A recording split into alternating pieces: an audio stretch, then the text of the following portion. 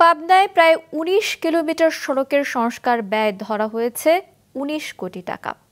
জোড়াতালির এই কাজে কিলোমিটার প্রতি কোটি টাকা ব্যয় বরাদ্দ দেওয়া হলেও কাজের মান নিয়ে প্রশ্ন তুলেছেন স্থানীয়রা।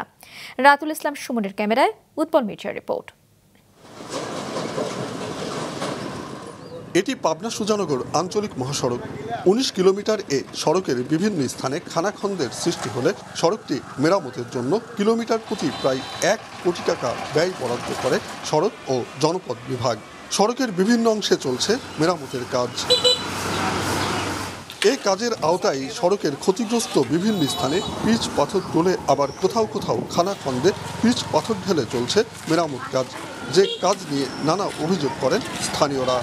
এক জায়গায় একটু ভালো ভাঙাছে, ভালো জায়গায় ভেঙে একটু ২ কালা ইট দিতে চলে আসে, খোয়া দিতে, ওই কাম চলে নাই। আর যেভাবে কন্ট্রাক্টররা কাজ করতেছে আমার মনে হয় ৬ মাসও যাবে না।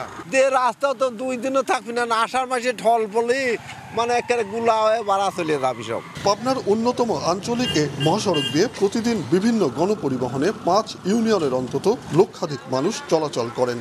এভাবে কাজ হলে টেকসই হবে না জনগুরুত্বপূর্ণ এ সড়কটি, এমনটাই ধারণা এলাকাবাসীর।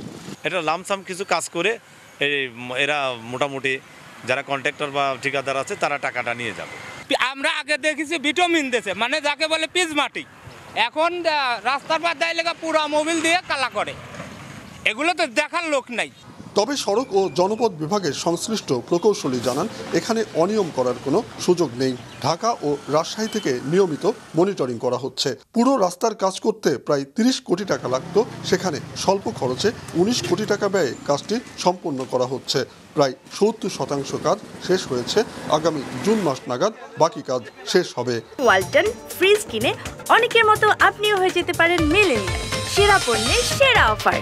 আমাদের তত্ত্বাবধায়ক প্রকৌশলী এবং অতিরিক্ত প্রধান প্রকৌশলী স্যাররাও নিয়মিত মনিটরিং করে। আমাদের ঢাকা থেকে একটা মনিটরিং টিম আছে, তারা মনিটরিং করে। অল্প খরচের দিকটা বিবেচনায় নিয়েই কিন্তু পুরো রাস্তাটাকে তাহলে কিন্তু আপনি যদি আমি পুরো রাস্তাটাই এখন ওই বাইন্ডার ধরি বা ইয়ে করি, তাহলে এটা ৩০ কোটি টাকা লাগবে, যেটা আমি ১৯ কোটি টাকায় করতেছি। ঠিক আছে, তো এই বিষয়গুলো আমাদের থাকে যে আপাতত আমরা হয়তো আগামী আরও ১-২ বছর ৩ বছর এটা দিয়ে চলতে পারবো কিনা।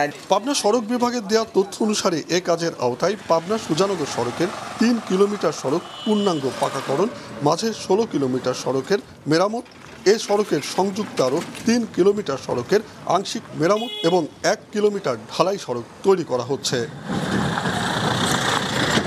উৎপল মির্জা, মাছরাঙা সংবাদ, পাবনা।